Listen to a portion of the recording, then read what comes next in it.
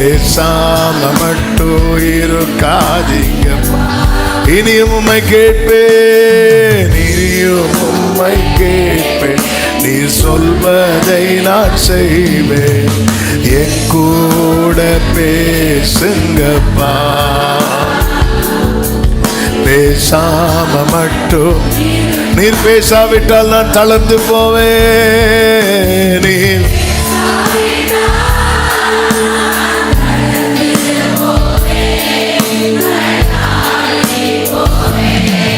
நீர் பேசாவிட்டால் நான் தளர்ந்து போவேன், தள்ளாடி போவேன்.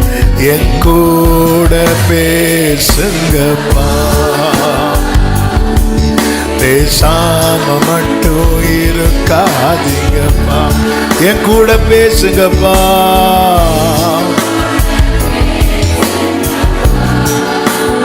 ஆமென். பேசாம மட்டும் தாழ்த்துகிறோம். தொடர்ந்து எங்க கூட பேசுங்கப்பா. மீட்பர் நாமத்தில் பிதாவே, ஆமென். ஹல்லேலூயா. ஆதியாகமம் 2வது அதிகாரம் அதனுடைய 8வது வசனமும் 15வது வசனமும் வாசிக்க கேட்கலாம். ஆதியாகமம் 2வது அதிகாரத்தின் 8வது வசனம், 15வது வசனம். தேவனாகிய கர்த்தர் கிழக்கே ஏதேன் என்னும் ஒரு தோட்டத்தை உண்டாக்கி தாம் உருவாக்கின மனுஷனை அதிலே வைத்தார். தேவனாகிய கர்த்தர் மனுஷனை ஏதேன் தோட்டத்தில் அழைத்து கொண்டு வந்து அதை பண்படுத்தவும் காக்கவும் வைத்தார். ஹல்லேலூயா. ஆதாமுக்கு கர்த்தர் கொடுத்த நன்மை ஏதேன். அந்த நன்மையை கர்த்தர் கொடுத்தார். கொடுத்து விட்டு அவன்கிட்ட ஒரு பொறுப்பையும் கொடுக்கிறார். அந்த பொறுப்பு தான் என்ன அப்படின்னா, நீ அதை காக்கணும். நீ அதை என்ன செய்யணும்?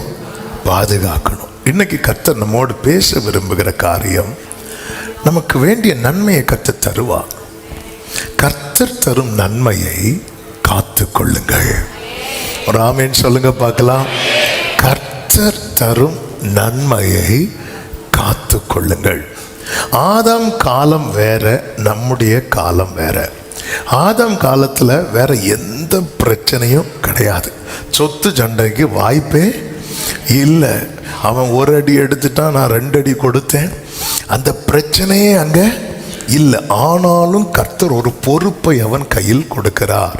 என்ன பொறுப்பு அப்படின்னா, நான் உன் கையில் அதை கொடுத்துட்டேன். இது நீ என்ன தலைகீழ நின்னாலும் உன்னால் எதை உருவாக்க முடியாது? ஏதேன உருவாக்க முடியாது. ஏதேன எத்தனை பேருக்கு உருவாக்க முடியும்? முடியாது. ஆமென். நம்மளால முடியாத காரியங்கள் இருக்கிறது. அது நம்ம கையில் தேவன் தருகிறார். ஆமென். நான் கொஞ்சம் அந்த செய்தியை சொல்லும்போது உங்களுக்கு அது புரியும். ஆனால் நம்ம கிட்ட சில அந்த நன்மையை பெற்றுக்கொண்ட ஒவ்வொருவருக்கும் ஒரு பொறுப்பு இருக்கிறது. அந்த பொறுப்பு தான் என்ன அப்படின்னா, நீ அதை பாதுகாத்துக்கோ. அந்த நன்மையை பாதுகாக்க வேண்டும். இந்த ஆதாம் அதை செய்ய தவறினதுனால அந்த நன்மையை அவனால் என்ன செய்ய முடியலை அப்படின்னா, அனுபவிக்க முடியவில்லை. அவனால் பார்க்க முடிந்தது, அவனால் புசிக்க முடியவில்லை. இந்த ஏதேனுக்குள்ள இருந்த ஜீவ விருட்சத்தின் கனி அவனால் புசிக்க முடியல. இது அவனுக்காகவே உருவாக்கப்பட்டது. தேவனுக்காக ஜீவ விருட்சம் யாருக்கு உருவாக்கப்பட்டது தெரியுமா? தூதனுக்கு அல்ல, தேவனுக்கும் அல்ல. ஏன்னா தேவன் யாரு? சாவாமை உள்ளவர். இந்த ஜீவ விருட்சம் கனி எதுக்கு? சாவு வராம இருக்கு. அப்ப இது யாருக்கு தான் தேவை? சொல்லுங்க கரெக்டா. மனுஷனுக்கு தேவை. அப்ப மனுஷனுக்காக கொடுத்த நன்மை இந்த ஏதேன், மனுஷனுக்காக கொடுத்த நன்மை தான் இந்த ஏதேனுக்குள்ள இருக்கிற ஜீவ விருட்சம். அதை அவனால டேஸ்ட் பண்ண முடியாத அளவு எத்தனை முறை அந்த மரத்தை சுத்தி வந்திருப்பான்னு எனக்கு தெரியாது, எத்தனை முறை அந்த பழத்தை டச் பண்ணியிருப்பானோ தெரியாது. ஆனா அவனால என்ன செய்ய முடியல தெரியுமா? டேஸ்ட் பண்ண முடியல, அனுபவிக்க முடியல. என்னை கேட்டுக்கொண்டிருக்கிற அன்பு சகோதரா சகோதரி, ஆமே, டைம் அதிகம் இல்லை, ஆனால் சில காரியங்களை உங்கள் மத்தியில் சொல்ல விரும்புகிறேன். தேவன் நமக்கு தருகிற விலையேற பெற்ற நன்மைகள் இருக்கிறது. எந்த ஒரு நன்மையும் யார்கிட்ட தான் வருகிறது? ஆமே, நன்மையான எந்த ஈவும், யாக்கோபு 1:17 நினைக்கிறேன், நன்மையான எந்த ஈவும். அவன் நன்மைன்னு வருகிற எல்லாமே எங்க இருந்து தான் வருகிறது? பரத்திலிருந்து உண்டாகி சோதிகளின் பிதாவினிடத்திலிருந்து இறங்கி வருகிறது. அப்ப இன்னைக்கு கர்த்தர் இந்த வார்த்தையை நமக்கு தந்து பேச வைக்கிறார் என்றால், நான் போன வாரம் இல்ல, இந்த வந்து ஆரம்பத்தில் இந்த தத்தளிப்பின் பாத்திரத்தை மையமாக வைத்து தான் 2-3 செய்திகளை ஆண்டவர் கொடுத்திருந்தார். இப்போ அதை தான் பேசலாம்னு சொல்லிட்டு கொஞ்சம் ஃப்ரீயாக இருந்தேன். ஆனால் ஆவியானவர் சில நாட்களுக்கு முன்பதாக இந்த வார்த்தையை வந்து சிந்தையிலே கொண்டு வைத்து நன்மையை காத்துக்கொள் என்கிற சத்தத்தை தொனிக்க பண்ணி கொண்டே இருந்தார். எனவே தான் கர்த்தர், அப்போ இதில் 2 காரியம் இருக்கிறது. ஒன்று, கர்த்தர் நம்ம கையில் சில நன்மையை கொடுத்திருக்கிறார். இன்னொன்று, கர்த்தர் சில காரியங்களை நம்ம கையில் நம்பி கொடுக்க போகிறார். சத்தமாமேன்னு சொல்லுங்க. எத்தனை பேர் நம்புறீங்க? ஆமா, என் கையில கொடுத்த நன்மைக்காக ஸ்தோத்திரம். என் கையில நம்பி கொடுக்க போகிற நன்மைகளுக்காக ஸ்தோத்திரம். ஹல்லேலூயா. ஆமென், ஆமென். நிறைய காரியங்கள் இருக்கிறது வேதத்தில், நிறைய காரியங்களை ஆவியானவர் சிந்தையில ஓட வைத்து கொண்டே இருந்தார். ஆனாலும் ஆவியானவர் இந்த நாளில் அந்த விலையேற பெற்ற நன்மைகள் எல்லாமே, எல்லா நன்மையுமே விலையேற பெற்றது தான். ரொம்ப பசியா இருக்கிறவனுக்கு எது விலையேற பெற்ற நன்மை தெரியுமா? பேக் நிறைய கோல்டு கிடையாது, அவனுக்கு சாப்பாடு. அந்த நேரத்தில் நல்ல பசியா இருக்கிறவனுக்கு விலையேற பெற்ற நன்மை என்ன அப்படின்னா ஃபுட். இதே போலதான் விலையேற. அப்போ அந்த ஃபுட் அப்படி சொல்லும்போது, ஆமென், ஃபுட்டு அந்த நேரத்தில் விலையேற பெற்றது. அந்த பசி ஆறுனதுக்கு அப்புறம் அது அவனுக்கு எப்படி தான் இருக்கும்? சாதாரணமானதாக இருக்கும். ஏன்னா வேணும்னு கேட்குறவன் கொஞ்ச நேரத்தில் என்ன சொல்லுவான் தெரியுமா? போதும்னு சொல்லுவான். எங்கள் அப்பா அடிக்கடி சொல்லுவாங்க, மனுஷன் 2 காரியத்துக்கு தான் போதும்னே சொல்லுவானா. ஒன்று சாப்பாடு, அதாவது நல்ல சாப்பாட்டு பிரியனாக இருந்தாலும் அவன் ஒரு கீழே உட்காந்து ஒருவேளை இலையில சாப்பிட்டா கூட அவன் சாப்பிட்டு இலை பார்க்க முடியும். அதுக்கப்புறம் ஃபுல்லாக விசுவாசம் தான். இந்த இடத்துல பழம் இருக்கும், இந்த இடத்துல அவியல் இருக்கும், ஃபுல்லாக விசுவாசம் தான். ஃபைனலாக தேடி முடிச்சுட்டு ஒன்றும் இல்லை, போதும். 2வது எண்ணெய் வைக்கும்போது, எண்ணெய் உள்ளங்கையில் அப்படி வாங்கி, எண்ணெய் பிள்ளைகளுக்கு எண்ணெயும் கிடையாது, மண்ணெண்ணையும் கிடையாது, அப்படி எண்ணெய் வாங்கி அப்படி அது ஒரு லெவல் தாண்டும் போது போதும் போதும் போதும் அப்படிமா வேற என்ன கொடுத்து பாருங்க, போதும்னு சொல்ல மாட்டான். ஒரு தேவை வரும்போது அந்த இடத்துல அந்த காரியங்கள் சந்திக்கப்படும் போது அது நமக்கு ப்ரெஷியஸ். ஆனால் அது காரியம் சந்தித்து முடித்த பிறகு அடுத்த ஒரு தேவை வரும். அப்போ அந்த இடத்துல இன்னொரு காரியம் வந்து அதை சந்திக்கும் போது இதை விட அது நமக்கு எப்படி தெரியும்? பெருசாக தெரியும். இந்த பூமியில் எல்லாத்துக்கும் ஒரு மேன்மை உண்டு, எல்லாத்துக்குமே ஒரு மகிமை உண்டு. நம்முடைய அவயவங்கள் ஒவ்வொன்றுக்கும் ஒவ்வொரு மேன்மை இருக்கிறது. ஆமேன். இது எனக்கு சொண்டு விரல், சின்ன விரல், இதெல்லாம் என்ன அப்படின்னு கேட்டு எடுத்தால் எப்படி இருக்கும்? ஆமேன். ஒவ்வொன்றுக்கும் ஒரு மேன்மை இருக்கிறது. அதே போல் அந்த விலையேற பெற்ற நன்மைகள், அதாவது இது எந்த மனுஷனாலும் தர முடியாத நன்மைகள். அப்படி ஒரு 5 காரியத்தை நான் வேகமாய் சொல்லி ஜெபிக்க விரும்புகிறேன். இதை நாம் என்ன செய்யணும் அப்படின்னா காத்து கொள்ள வேண்டும். அல்லேலூயா. ஒரு பாடல் உண்டுல, காத்து கொள்ள கிருபை தாரும். அது எந்த சரணம் எடுத்துருங்க.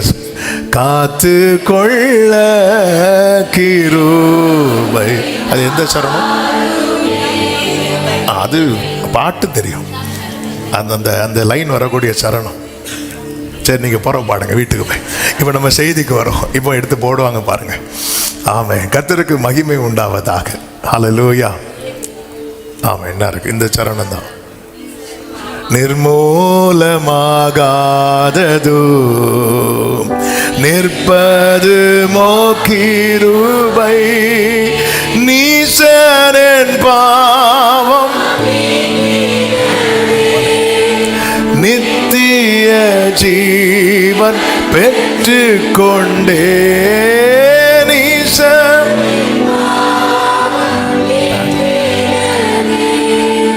நித்திய ஜீவன் பெற்று கொண்டேன், காத்து கொள்ள. ஆமென். காத்து கொள்ள.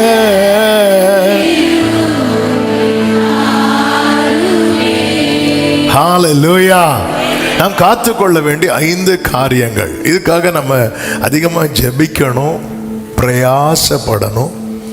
தேவ சமூகத்தில் பயத்தோடு. ஒரு வசனம் உண்டு, எப்பொழுதும் பயந்திருக்கிறவன் பாக்கியவான். ஆமென். பயப்படாதுன்னு தான் சொல்றது பைபிள் ஃபுல்லா பரம்பி இருக்கிற வார்த்தையில் ஒரு வார்த்தை என்ன தெரியுமா? பயப்படாத. அது என்ன சொல்லுவாங்கன்னா, அது எத்தனை தடவை இருக்குன்னு சொல்லுவாங்க தெரியுமா? அப்படி கிடையாது. நீங்கள் எண்ணி காட்டுங்க, 360 தடவை பயப்படாதுன்னு இருக்கான்னு பாருங்க. அப்படிலாம் கிடையாது, சும்மா அடிச்சு விடாது. அவன் பயம் இப்படியெல்லாம் இருக்கிறத சேர்த்து வச்சு வேணால் சொல்லியிருப்பாங்களா இருக்கும். நான் யாரையும் குறைச்சி சொல்லலை, சாரி. ஆனால் நான் பார்த்ததில் 365 தடவைலாம் இல்லை, 100 பக்கத்தில் தான் வரும்னு நினைக்கிறேன். ஆமாம். இப்போ நான் அந்த குழப்பத்துக்குள்ளே போகலை. ஹல்லேலூயா. ஆமாம். நமக்கு 365 அவருடைய ஒரு வார்த்தை போதும்.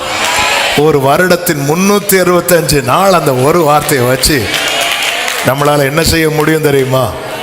வாழ முடியும். ஆமென் சொல்லுங்க. ஆண்டவருக்கு மாத்திரம் மகிமை உண்டாவதாக. முதலாவது நன்மை என்ன தெரியுமா? நம்முடைய ஆத்துமா. எல்லாரும் சொல்லுங்க பார்க்கலாம். ஆத்துமா. சங்கீதம் 49 அதனுடைய 9வது வசனத்திலே சொல்லப்பட்டிருக்கிறது, அவர்கள் ஆத்தும மீட்பு மிகவும் அருமையாயிருக்கிறது. அடுத்த வார்த்தை பாருங்க, அது ஒருபோதும் முடியாது. கைகளை உயர்த்தி ஹல்லேலூயா. இந்த பூமியில ஒரு மனுஷனுக்கு கிடைக்கிற ஒரு precious gift. The soul is God's precious gift to mankind. God's greatest gift. ஒரு பெரிய gift ஆத்துமா. அதாவது மனுஷனுக்கு கொடுத்த ஆத்துமா. இந்த ஆத்துமாவுடைய இந்த ஏன் அது மனுஷனுக்கு கொடுத்த பெரிய விசேஷம் சொல்ல காரணம், ஆத்துமா எதுக்கு கிடையாது தெரியுமா?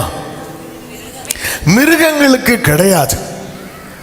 அதனாலதான் மிருகங்களுடைய ஆவி திரும்பும் போது அவைகள் எங்க திரும்பும்? மண்ணுக்கு திரும்ப. முடிஞ்சது அதோட. இந்த பூமியில வாழ்கிற மிருகங்கள் இருக்குல்ல, ஒவ்வொன்றுக்கும் ஒவ்வொரு டைம் பீரியட் இருக்கு. இப்போ நாய்க்கெல்லாம் 15 வருஷமோ 20 வருஷமோ இல்லை, அப்படி இருக்கும். எதுக்கு ரொம்ப ஆயுள் ஜாஸ்தி? பன்றிக்கா? ஆமை. பேசவும் செய்யாது, முன்னா இருக்கும், ஆனால் இருந்துட்டே இருக்கும். அப்படிப்பட்ட ஒரு ஆமை. எல்லா ஆமையும் உள்ள இருக்காண்ணா. பெருமை, பொறாமை எல்லாம் அப்படியே இருந்துட்டே இருக்கும். ஆனால் சிலதுக்கு ஆயுள் பார்த்தீங்கன்னா மொத்தமே ஃபியூ ஹவர்ஸ் தான். இந்த மழை காலத்தில் ஒன்று வரும் பாருங்க, ஆனால் அதை வாழ விடுவோமா? நம்ம அதை விட்டால் அதுவே இன்னும் கொஞ்ச நேரத்தில் செத்து விழும். ஆனால் விட மாட்டோம் நம்ம. ஹல்லேலூயா இப்படியே ஜோம். மற்ற நேரம்லாம் இப்படி கை தட்டுவோம். இந்த மாதிரி ஈசல் வந்துட்டுனா எதுக்கு? கைத்தாளத்தோடு பாடுறதுக்கா? இனி என்கிட்ட நீ இல்லை, உன் குடும்பமே வரக்கூடாது. அந்த ஒரு இதில் கை தட்டுவோம். ஆமென். எல்லாத்துக்கும் ஒரு. ஆனால் அதோட முடிஞ்சதுக்கு அதுக்கு சாப்டர் ஓவர். அது அதுக்கு சாப்டர் ஓவர். ஆமென். அதுக்கு சாப்டர் அதோட முடிஞ்சு. ஆனா மனுஷனுக்கு அப்படி கிடையாது. சாப்டர் ஓவர்ல. ரட்சிக்கப்பட்டவனுக்கு அதுக்கப்புறம் ஒரு நியூ சாப்டர் ஓபன் ஆகும். அதுதான் அவரோடு கூட. இங்கே விசுவாசித்து அவரோடு வாழ்கிறவன் அங்கே முகமுகமாய் கண்டு. இதற்கு தான் என்ன தேவைன்னா மீட்பு தேவை. மீட்பு தேவை. ஏன்னா ஆதி மனிதனை கர்த்தர் உருவாக்கும் போது மரணம் என்று ஒன்று இல்லை. ஆனா கர்த்தர் வான் பண்ணார். என்ன வான் பண்ணார் அப்படின்னா, நீ தப்பு பண்ணிட்டேன்னா என்ன உண்டாகும் தெரியுமா? மரணம். மரணம். அந்த மரணம் என்பது சரீரத்தின் படியாக மட்டுமல்ல, ஆத்துமாவை குறித்து அவர் எச்சரிக்கிறார். ஆத்துமா. அதனாலதான் கடைசியில யோவான் எழுதும் போது ஒரு மனுஷன் எப்படி வாழ விரும்பி எழுதுறார் தெரியுமா? பிரியமானவனே, உன் ஆத்துமா ஆத்துமா எதுல வாழும்? ஆத்துமா எதுல வாழும்? மனுஷன் அப்பத்தினால் மட்டுமல்ல, தேவனுடைய வாயிலிருந்து புறப்படுகிற. ஜீசஸ் ஃபோக்கஸ் பண்ணது ஃபுல்லா எதுல தான் தெரியுமா? நித்திய ஜீவன். நித்திய ஜீவன். ஆத்மா எதுல மட்டும்தான் வாழும்? சத்தமா சொல்லுங்க. வார்த்தையில மட்டும்தான் வாழும். வார்த்தையில மட்டும்தான் வாழும். நம்முடைய ஆத்மாவுக்கான போஜனம் தான் கர்த்தர் எழுதி கொடுத்த ஆண்டவருடைய வார்த்தை. சத்தமா ஆமென் சொல்லுங்க பார்க்கலாம். இதை விட கிரேட்டஸ்ட் கிஃப்ட் கிடையாது. அதனாலதான் அந்த ஆர்டர் உங்களுக்கு சொல்றேன். ஆர்டர் படி இல்லை, எல்லாமே பெருசுதான். ஒரு 5 காரியம் இதுக்குள்ள எல்லாமே இருக்கும். ஒரு மனுஷனுக்கு கர்த்தர் கொடுத்த ஆத்துமா விலையேற பெற்றது. விலையேற பெற்றது. அதனாலதான் ஆமென், எல்லா காவலோடும் உன் இருதயத்தை என்ன செய்து கொள், காத்து. அதுக்குள்ள என்ன வெளிப்படும் தெரியுமா? ஜீவ ஊற்று.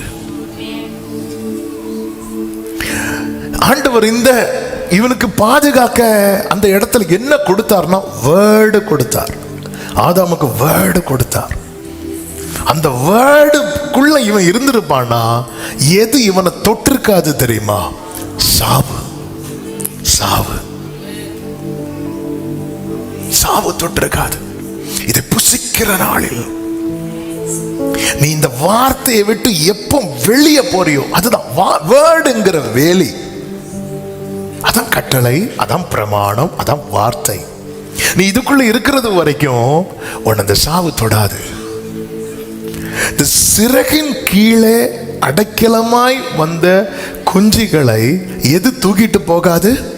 பறந்து தூக்கிட்டு போகாது. ஆனா எப்போ வெளியே ஒண்ணு வருதோ அதை பறந்து தூக்கிட்டு போகும். எப்பொழுதுமே இந்த வசனத்தை விட்ட ஒரு வாழ்க்கை ஒரு தேவ பிள்ளைக்கு இருக்குதுன்னா, அதாவது வசனத்தை விட்ட வாழ்க்கை வாழ்ந்து நான் இன்னைக்கும் உயிரோடு இருக்கிறேன்னா அதுக்கு காரணம் கிருபை. அந்த கிருபை எதற்கு கொண்டு வந்து தந்தார் தெரியுமா? கிருபையும் சத்தியமும். அப்ப அந்த சத்தியத்தோடு என்னை இணைக்க எனக்கு தேவன் தருகிற தருணம் தான் என்ன தெரியுமா? கிருபை. கிருபை. கிருபை. அந்த கிருபை. அதனாலதான் நான் தேவனுடைய கிருபையை விருதாவாக்குகிறதில்லை. இந்த வசனத்தை விட்ட வாழ்க்கை ஆத்மாவுக்கு சேதத்தை கொடுத்து கொண்டே இருக்கும். சேதத்தை கொடுத்து கொண்டே இருக்கும். இந்த ஆத்ம மீட்பு விலையேற பெற்றது. ஒரு மனுஷன் மரிக்கும் போது அவனுடைய சரீரம் இனி இல்லை. ஆனால் அவன் ஏதோ ஒரு இடத்துல காணப்படுவான். ஒன்று பரலோகத்தில் அல்லது நரகத்தில். அந்த பரலோகம் நரகம் என்பது ஜட்ஜ்மெண்ட் டேக்கு பிற்பாடு தான். அதுக்கு முன்பதாக அவர்களுக்கான பிளேஸ் எங்க அப்படின்னா பரதீசு, ஆமென், பாதாளம். இந்த ரெண்டையும் இயேசு ஒரு உவமையில், அது உவமை அல்ல, அது ஆண்டவர் எடுத்து சொல்லும் போது சொல்லுவார். ஐஸ்வர்யவான் லாசரு காரியத்தை சொல்லும் போது மரணத்துக்கு பின் இருக்கிற காரியத்தை இயேசு சொல்லுவார். இயேசு ஒருபோதும் ஒரு வாயிலிருந்து என்ன வராது தெரியுமா? போய் வராது. அப்படி என்றால் நிச்சயம் என்ன? மரணத்துக்கு பின் ஒரு வாழ்க்கை இருக்கிறது. மற்றவர்கள் அதை அடுத்த ஜென்மம் அப்படின்னு சொல்லுவாங்க. அப்படி கிடையாது. நம்ம அடுத்த ஜென்மம் கணக்கிலே பைபிள்லே அதுக்கான ஒரு வேர்டு இருக்கு, மறுஜென்ம. அந்த மறுஜென்ம காலம் என்பது நான் திருப்பியும் இந்த மாம்சத்தில் வருவேன். சில சொல்லுவாங்க தெரியுமா, அவங்க இறந்துட்டாங்க ஆனால் இப்போ பாரு குழந்தையா வந்திருக்கிறாங்க. அப்படிலாம் வரமாட்டாங்க. உங்கள் ஆறுதலுக்கு வேணா நம்ம என்ன பண்ணலாம் சொல்லலாம். அவங்கள மாதிரி அப்படி ஒருத்தங்க சொல்லும்போது உடனே அங்கே போய் ஓவர் பரிசுத்தமான காட்டக்கூடாது. நான் சொல்கிறது ஏன்னா அவங்க பெயின் வந்து அவங்களுக்கு தான் தெரியும். ஆமாம், அவங்க போயிட்டாங்க பாரு, இப்படி வந்திருக்காங்க, பேர பிள்ளையாக வந்திருக்கிறாங்க, பேத்தியாக வந்திருக்கிறாங்க. அப்படி சொல்லும்போது அவங்களுக்கு வந்து ஆறுதலாக தான் பக்கத்தில் அந்த இடத்துல போய் ஹீப்ரூவில் இப்படி சொல்லுது, க்ரீக்கில் இப்படி சொல்லுது. அப்படி போய் அவங்கள்ட்ட வந்து என்ன பண்ணக்கூடாது, அவங்க ஒரு சமாதானம், அது அவங்களுக்கும் தெரியாது அது இல்லைன்னு. ஆனால் அவங்க ஒரு ஆறுதலுக்கு, ஏன்னா இழப்பினுடைய வலி வந்து இழந்தவங்களுக்கு தான் தெரியும். ஸோ அப்போ அப்படி பெயினில் அப்படி இருக்கும்போது அந்த இடத்துல போய் இருந்துட்டு உடனே அது அப்படிலாம் கிடையாது, இப்படி தெரியும். அது அவங்களுக்கு ஒரு ஆறுதலுக்கு சின்ன விஷயம். எதுக்கு சொல்கிறேன் அப்படின்னா, நமக்கு 4 வார்த்தை தெரியும்னு சொல்லிட்டு, அதாவது பைபிள் ஒரு வசனம் இருக்கு பாருங்க, எழுத்து கொல்லும். ஆமாம், எழுத்து கொல்லும், ஆவி. அதுன்னு அர்த்தம் என்ன? என் அறிவை வச்சு நான் ஒருத்தங்கள்கிட்ட போய் வசனத்தை எடுத்து பேச போகிறேன்னா மேக்சிமம் அவங்க கதையை நான் முடிச்சுட்டு தான். நிறைய பேர் இப்படி பிரசங்கம் பண்ணி எத்தனை அடக்கம் பண்ணிட்டு வந்திருக்கிறான், எத்தனை அடக்கம். அதாவது 4 வசனம் எனக்கு தெரியுதுன்னு சொல்லிட்டு அது அப்படி இது இப்படி. ஆமென், ஹல்லேலூயா. ஆமென். அந்த மாதிரிலாம் பண்ணவே கூடாது. நமக்கு தெரியும். சரி, அவங்க சில மெதுவாக அந்த அந்த அந்த அந்த அந்த டைம் எல்லாம் தாண்டி அவங்க நார்மலாக இருப்பாங்க தெரியுமா. ஆமாம், அது நீங்கள் எப்போவுமே பாருங்கள், ஒருத்தங்க ஒரு இழப்பு நடந்து அதுக்கு பிறகு அந்த வீட்டில் ஒரு ஒரு பிறப்பு ஏதாவது வரும்போது அவங்க பேசுவாங்க. எப்போவுமே அப்படி பேசிகிட்டு இருக்க மாட்டாங்க. அவங்க அந்த ஆறுதல் அடைகிறது வரதான் அப்படி எதாவது பேசுவாங்க. அதுக்கப்புறம் அவங்க நார்மல் ஆயிடுவாங்க. அதை கடக்க ஆண்டவர் வேண்டிய கிருபைகளை கொடுத்து அதுக்கப்புறம் போயிடுவாங்க. அந்த இடத்துல வந்துட்டு அது அப்படி இல்லை, இது இப்படி ஆக்கும் அப்படி ஆக்கும்னு சொல்லி அவங்களுக்குள்ள ஏற்கனவே அந்த புண்ணு இன்னும் ஆறலை. அது இப்போ தான் கொஞ்சம் ஆற ஆரம்பிச்சிருக்கு. அதில் திருப்பியும் வந்து எண்ணெயை ஊற்றி திருப்பியும் கத்தி எடுத்து குத்தி அவங்கள காயப்படுத்த கூடாது. இதை சொன்னதுனால சொல்கிறேன். இப்போ நான் என்ன சொல்லிட்டு இருந்தேன், செய்தி அந்த மீட்பு. ஆமாம், நான் செய்திக்குள்ளே வரேன். ஆமாம், சில பார்க்குறாங்க 5 நடக்குமான எங்களுக்கு அந்த 5 ஃபஸ்ட்டே சொன்னாலும் அதை நாங்கள் எழுதி 1 மணிக்கு பஸ்ஸுக்கு போயிடலாம். இது ஃபஸ்ட்லேயும் சொல்லவும் இல்லை. ஆமென், இது ரொம்ப முக்கியம். அப்போ எப்பொழுது அந்த வேர்டை விட்டு ஆதாமும் ஏவாளும் வெளியே போனாங்க, அப்போ நான் என்ன அதை இப்படி பார்க்குறேன் அப்படின்னா, ஆண்டவர் வந்து ஆதாம்கிட்ட சொல்லும்போது யார் இல்லை தெரியுமா? ஏவாள் இல்லை. அப்போ ஆதாம் ஒருவேளை இதை வந்து இதனுடைய சீரியஸ்னஸ் வந்து ஏவாளுக்குள்ள ஊட்ட மறந்தாரா என்ன தெரியல. இல்லை புதுசாக கல்யாணம் முடிச்ச அந்த விருந்து மயக்கத்தில் இருந்தாரானோ தெரியல. ஏவாள்கிட்ட பேசும்போது ஆதாம் எங்கே போனார்னோ தெரியல. ஆமாம், சரி, அது நம்ம டாபிக் இல்லை. ஆதாம் பார்த்தார், ஒரு பழத்துக்கு நீங்கள் என்னெல்லாம் பாடுபடுத்துறீங்க, அவ்வளோ பிரசங்கியாக இருக்கும், நான் தான் சண்டை இல்லை. பேதுருவும் சொல்லுவார், ஒரே ஒரு நாள் மறுதளிச்சேன், 1 வருஷம் பிரசங்கத்தை வச்சு ஓட்டுறான் பாரு. ஹல்லேலூயா. அதான் யூதாஸ் சொல்லுவார், அதனால தான் நான் பேசாமல் தூக்கிலையே மாட்டிட்டேன், இல்லாட்ட இவங்களே நம்மளை தூக்கில போட்டுருவாங்க. ஆமாம், ஆமாம். எப்போ வேர்டு தான் பாதுகாவல். நம்ம அதை விட்டு விலகும்போது நம்முடைய ஆத்மாவுக்கு சேதம் உண்டாகிறது. எனவேதான் ஆண்டவர் மோசேயை வைத்து ஜனங்களோடு பேசுவார். உபாகமம் 4வது அதிகாரம் அதனுடைய 9-10 வசனங்களிலே அந்த வசனத்தை மட்டும் வாசியுங்கள். ஓரேபிலே உன் தேவனாகிய கர்த்தருக்கு முன்பாக நீ நிற்கும் போது கர்த்தர் என்னை நோக்கி ஜனங்களை என்னிடத்தில் கூடிவர செய்து என் வார்த்தைகளை கேட்கும்படி பண்ணுவேன், அவர்கள் உயிரோடு இருக்கும் நாளெல்லாம் எனக்கு பயந்து இருக்கு. அப்போ ஆண்டவர் வந்து ஒரு வார்த்தை சொல்லுவா தெரியுமா, இதை புசிக்கிற நாளில் நீ சாகவே சாவா, இதை விட்டு விலகிட்டேன்னா, இப்படி ஏதாவது வேர்டு வரும்போது அந்த வேர்டை குறித்த பயம் நமக்குள்ள எப்பவுமே இருக்கணும். இங்கே பொதுவாகவே பாருங்க, இந்த நல்லா படிக்கிற பிள்ளைங்க எல்லா சப்ஜெக்ட்லேயும் கை வைப்பாங்க. ஆனால் சில ஸ்கூல்லலாம் பார்த்தீங்கன்னா அந்த படிக்காத பிள்ளைங்க கூட அந்த சில டீச்சர் வருவாங்க பாருங்கள், அவங்களுக்கு மேலே இருக்கிற பயத்தில் இவங்க வந்து ஹோம்ஒர்க்கெல்லாம் என்ன பண்ணிடுவாங்க தெரியுமா, நாளைக்கு என்னது, நாளைக்கு இவங்க தானே சமாளிச்சிடலாம் அப்படிம்பாங்க, இவங்க தானே சமாளிச்சிடலாம், இவங்கள ஐயோ குடும்பத்தையே இழப்பாங்களே, வேண்டாம் நம்ம எழுதிட்டு போயிடுவோம். சில நேரத்தில் பாருங்கள், அப்போ அந்த ஒரு பயம் என்ன பண்ணுது அப்படின்னா, அவன் நம்மளை வந்து, அதனால் ஆண்டவர் சொல்கிறாரு, உயிரோடு இருக்க நாளெல்லாம் நீ என்ன பண்ணியிருக்கணும், எனக்கு பயந்து இருக்கணும். அதுக்காக ஆண்டவர் வந்து அப்படி இல்லை. இந்த பயம் என்பது என்ன அப்படின்னா, அவரை கனப்படுத்தணும். ஆமென். நடுக்கத்தோடு கலிகூறுகள்னா சர்ச்சில் வந்துருந்து இப்படி விரைச்சிட்டு இருக்கிறது கிடையாது. அவருக்கு அந்த ரெஸ்பெக்ட் கொடுக்கணும். நான் பிதாவானால் என்னுடைய கனம் எங்கே, அப்படிதானே கேட்கிறார். ஆமாம், ஒருத்தங்க மேலே நமக்கு ஒரு மரியாதை பயம் இருக்குன்னா, நமக்கு ஒருத்தங்க மேலே ஒரு கனம் இருக்குனாலே நமக்கு அவங்கள குறித்த ஒரு பயம் நமக்குள்ள இருக்கும். அது அவர் என்னை அடிச்சிடுவாரோ, என்னை இது அப்படி அல்ல.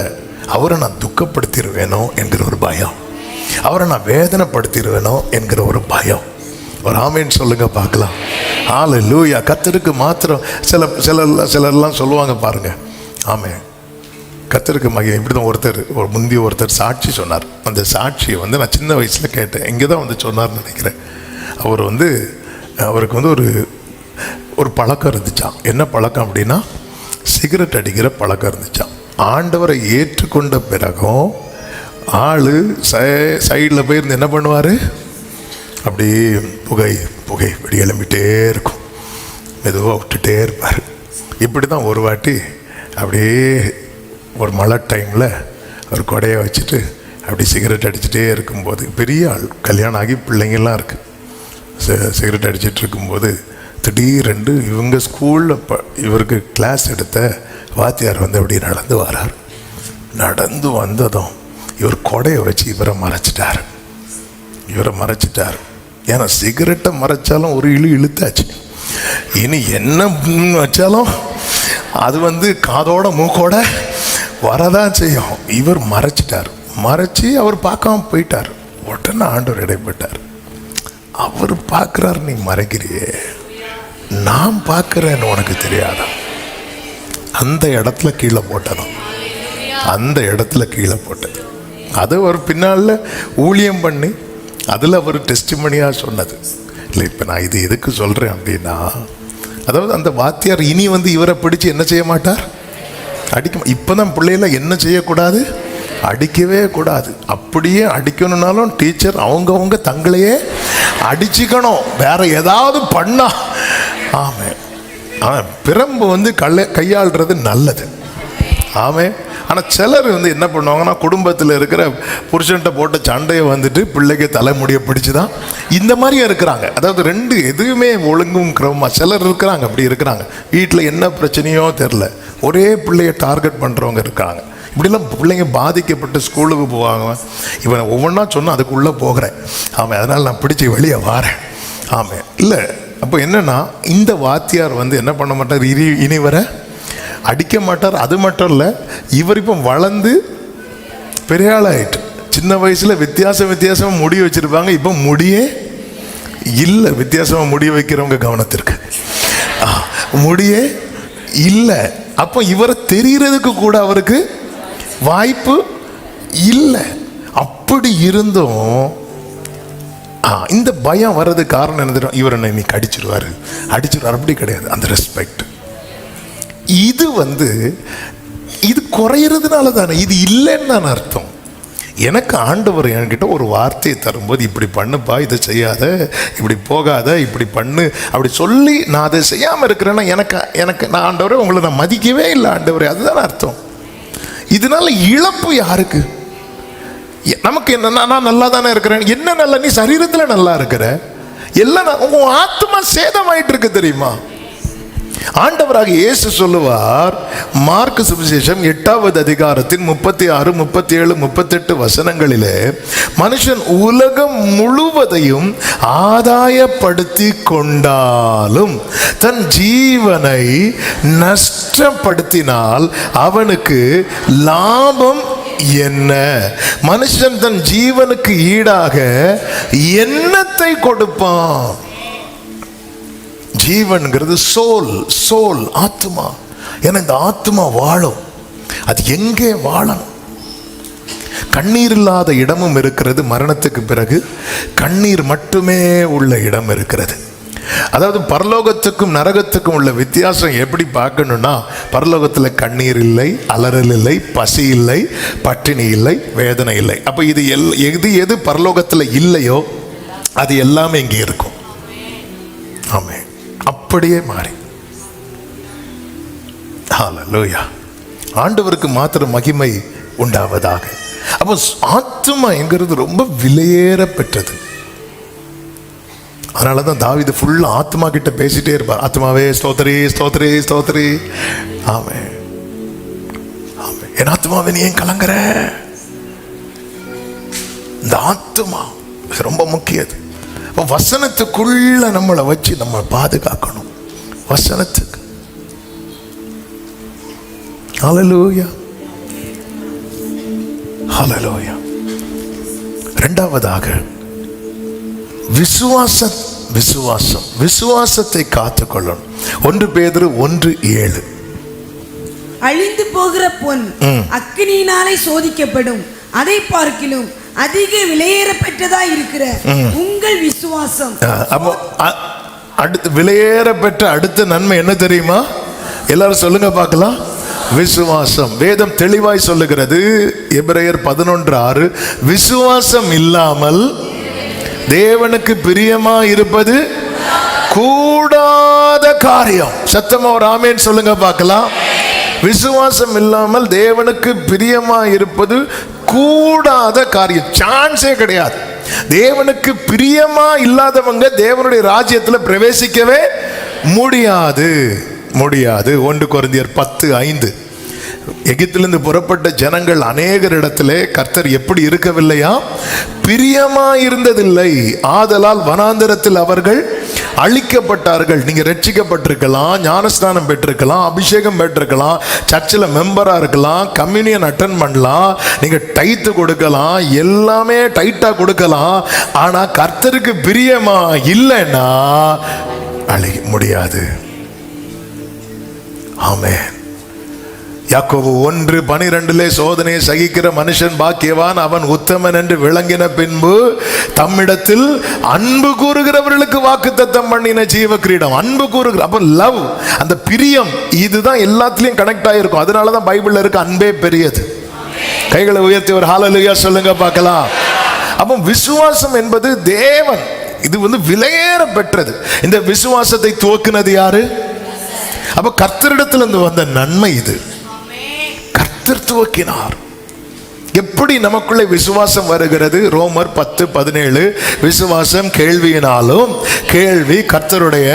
அப்ப விசுவாசம் எனக்குள்ளே தொய்ந்து போகுது. இப்போ ஒரு விளக்கு, எண்ணெய் ஊற்றி விளக்கு இருக்குல்ல, அதுல தீபம் மங்குதுன்னா ஆமே நம்ம உடனே என்ன செய்வோம் தெரியுமா?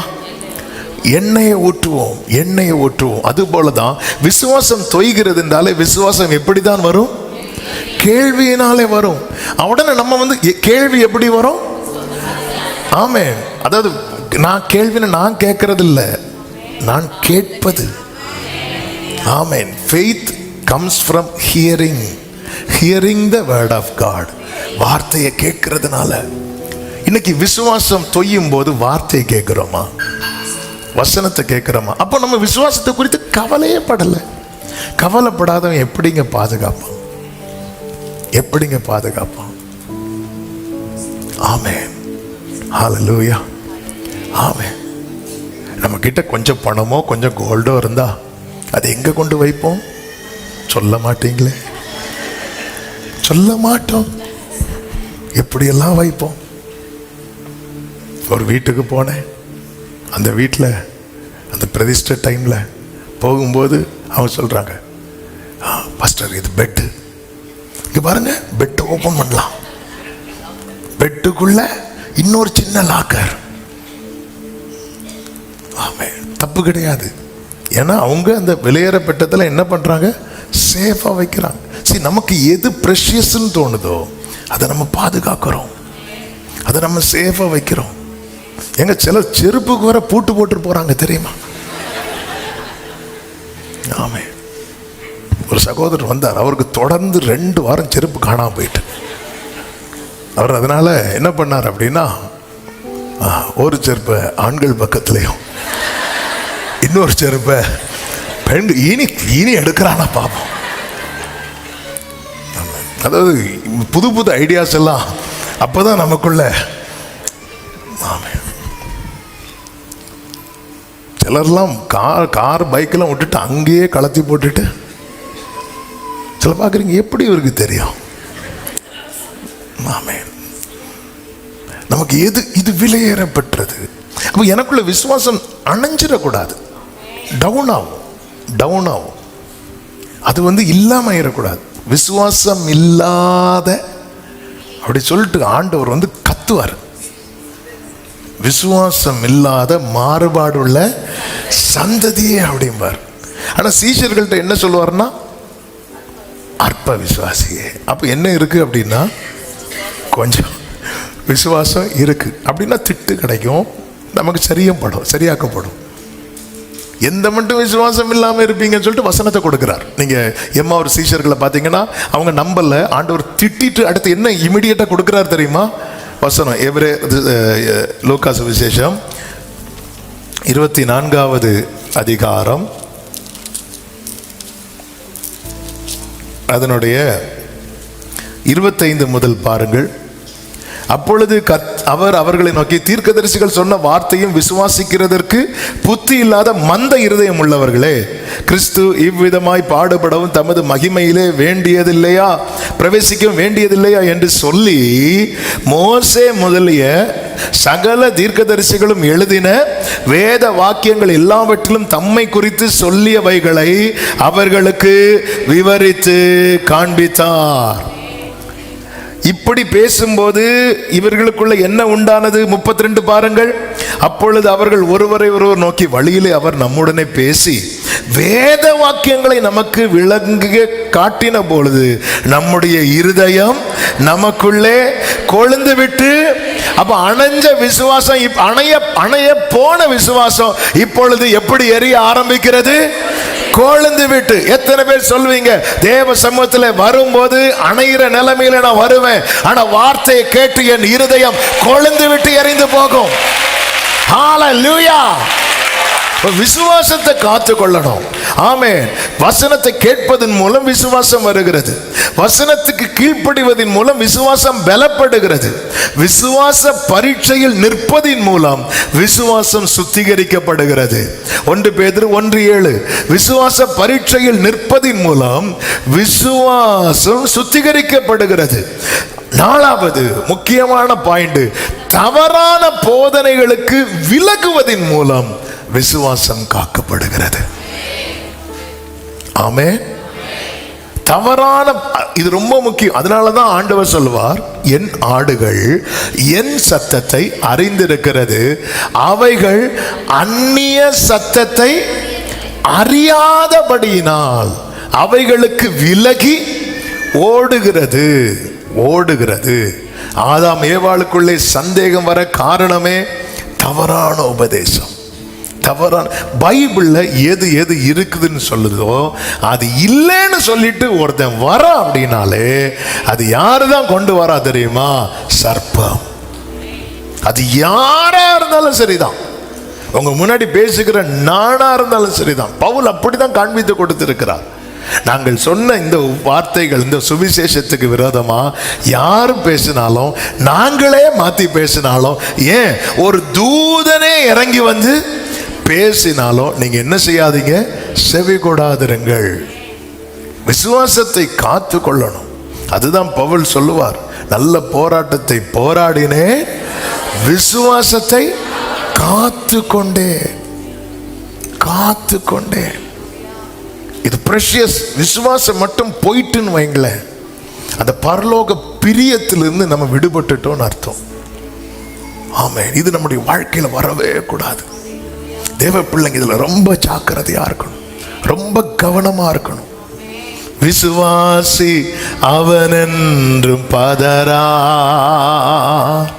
விசுவாசி அவனென்றும் பதரா, அவன் அங்கூரமேசுவில் உண்டு, ஆபத்தை கண்டென்று மஞ்சா, அசையாத விசுவாசம் கொள்வா, இசையோடு இயேசுவை.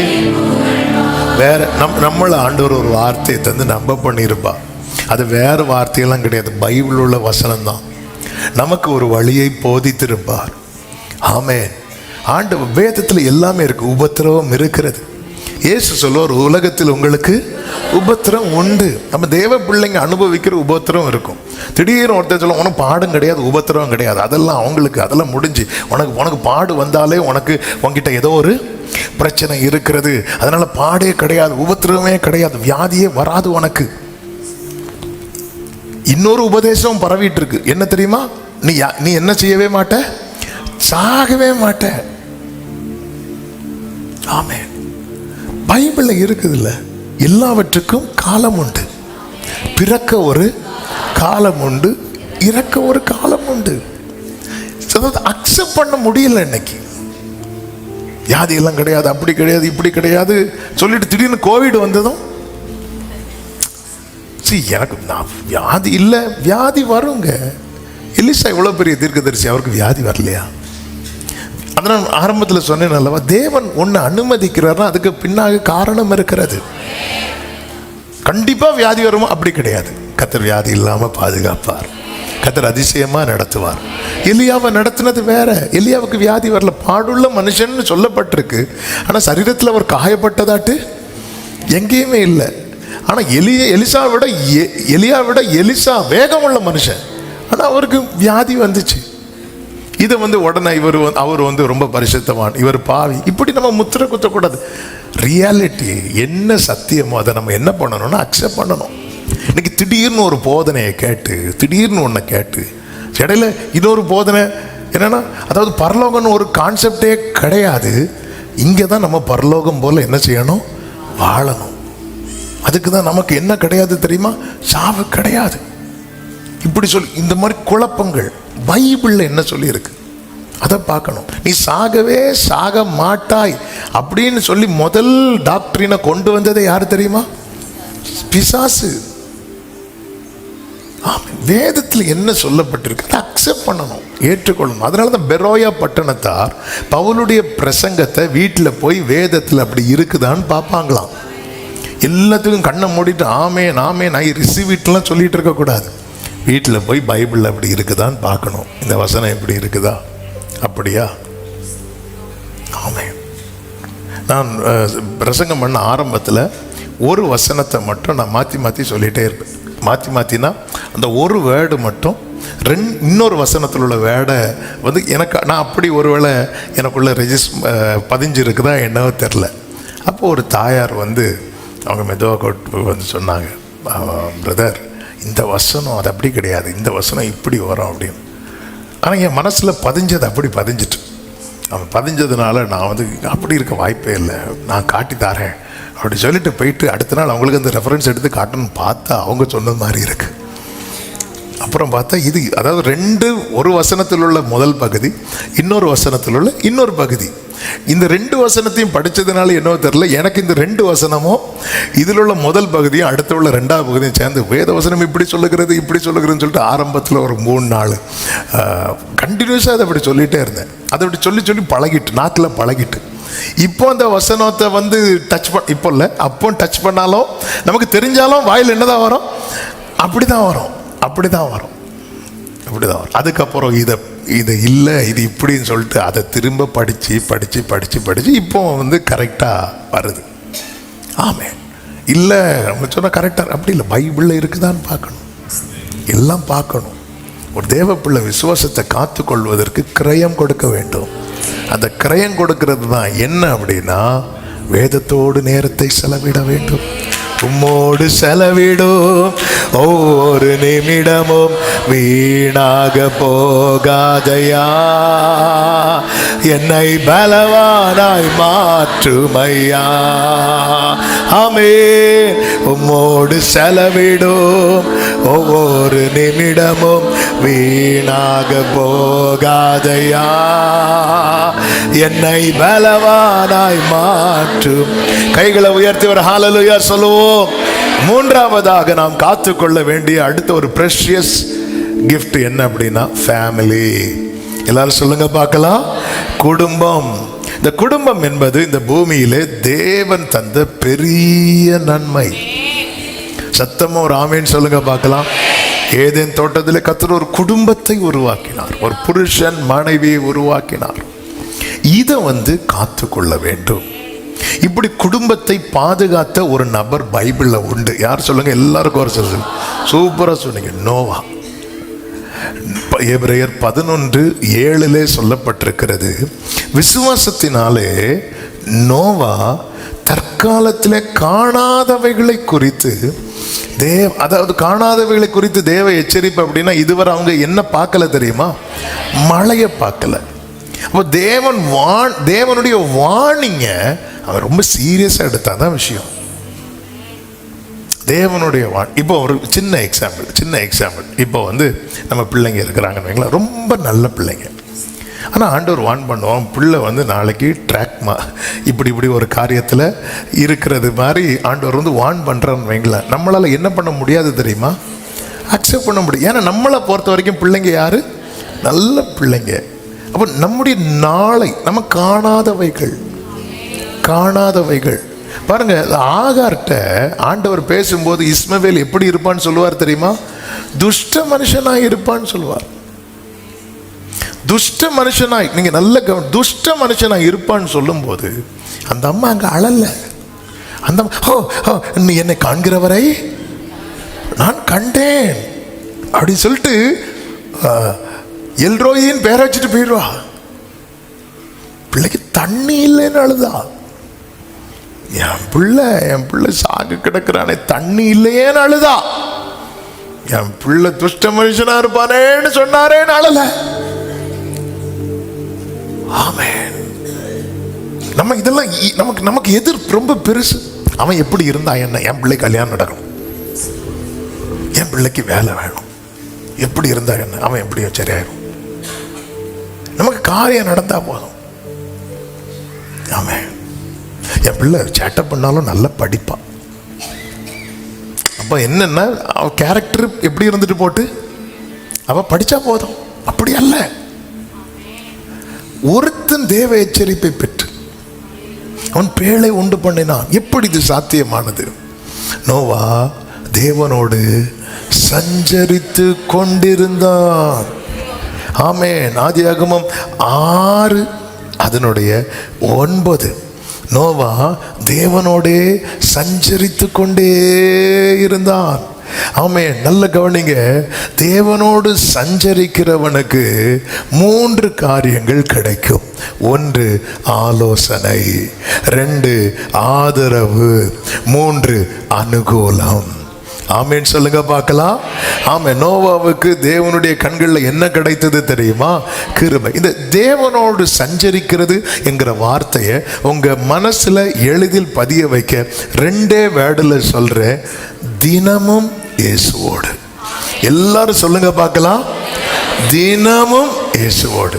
அது நீங்க பேசுறீங்களோ, துதிக்கிறீங்களோ, ஜெபிக்கிறீங்களோ, ஆமே நீங்க பைபிள்ல டைம் ஸ்பெண்ட் பண்றீங்களோ, மெடிடேட் பண்றீங்களோ, அது எல்லாமே இதுக்கு உட்படும். ஓகே. ஆமா. சஞ்சரிக்கிறது அப்படிங்கிறது தினமும் இயேசுவோடு. நீரில்லாத நாளெல்லாம் நாளாகுமா, நீரில்லாத ஓ நீரில்லாத ஷரபா கதரபல மரியாதடரா. தினமும் இயேசுவோடு, அதாவது நெருக்கம் வரும்போது மட்டும், வேதனை வரும்போது மட்டும், ஒரு காரியம் நடக்கும்போது மட்டும். இன்னைக்கு நிறைய பேர் நன்மையை அனுபவிக்க முடியாமல் இருக்கிறது. நம்ம வாழ்க்கையை திரும்பி பார்க்கணும். இன்னைக்கு கர்த்தர் எல்லாரையும் மாற்றுகிறார், திருத்துகிறார். என் வாழ்க்கையில் இந்த வார்த்தைகள் எல்லாம் இந்த நாட்களிலே அதிகமாய் ஊழியம் செய்கிறதை நான் அனுபவிக்கிறேன். நான் இதை செய்கிறேன் அப்படி அல்ல, என்ன செய்ய வைக்கிறார், கர்த்தர் பேசுகிறார். சில நேரத்தில் நம்ம அப்படி ஸ்கிப் பண்ணுற காரியத்தில் ரொம்ப முக்கியமான காரியம் என்ன தெரியுமா? தினமும் இயேசுவோடுங்கிறது ஸ்கிப் பண்ணுறோம். இன்னைக்கு வெள்ளி சனி ஞாயிறு ரொம்ப இப்படி இருப்போம். நம்ம இப்படி வெள்ளிக்கிழமை அப்பான்னு அழுவோம், சனிக்கிழமை அப்பா பீதாவேன்னு ஆராதிப்போம், ஞாயிற்றுக்கிழமை உட்காந்துருந்து ஆராதனையை முடிச்சுட்டு அடுத்து 4 நாள் லீவு. 4 நாளாச்சே நாருமே. அதுக்கு ஒரு திருப்பி வெள்ளிக்கிழமை உயிரோடு எழுமணும். ஆமென். சனிக்கிழமை விருந்து முடிஞ்சு. இப்படியே இல்லை, தினமும் இயேசுவோடு. இதுல தான் நமக்கு அந்த தெளிவு, அந்த ஆலோசனை கிடைக்கும். அளவு வேற தெரியுது. ஹல்லேலூயா. ஆமென். அதாவது நம்ம ஒரு கப்பல் செஞ்சா, நமக்கு மேக்சிமம் செய்ய தெரிஞ்ச கப்பல் ஸ்கூல் படிக்கும்போது செஞ்சோம். ஆமென். ஸ்கூல்ல படிச்சோமோ இல்லையோ, நம்ம எல்லாருமே கப்பல் முதலாளி. ஹல்லேலூயா. ஆமென். ஆண்டவர் எனக்கு தந்த ஒரு வார்த்தையை நான் அப்படியே அதை சொல்றேன். தேவனோடு சஞ்சரிக்கிறவன் கட்டுகிற பேழை மூழ்காது. ஆமென். இந்த வார்த்தைக்கு இந்த ஒரே வார்த்தை தான், அவ்வளவுதான். தேவனோடு சஞ்சரிக்கிறவன் கட்டுகிற பேழை, தன் குடும்பத்தை காக்க கட்டுகிற பேழை மூழ்காது. அப்படி புதிய ஏற்பாட்டில் ஒருத்தன் பேழை கட்டினான். அவன் பேரு தான் கொர்நேலியு.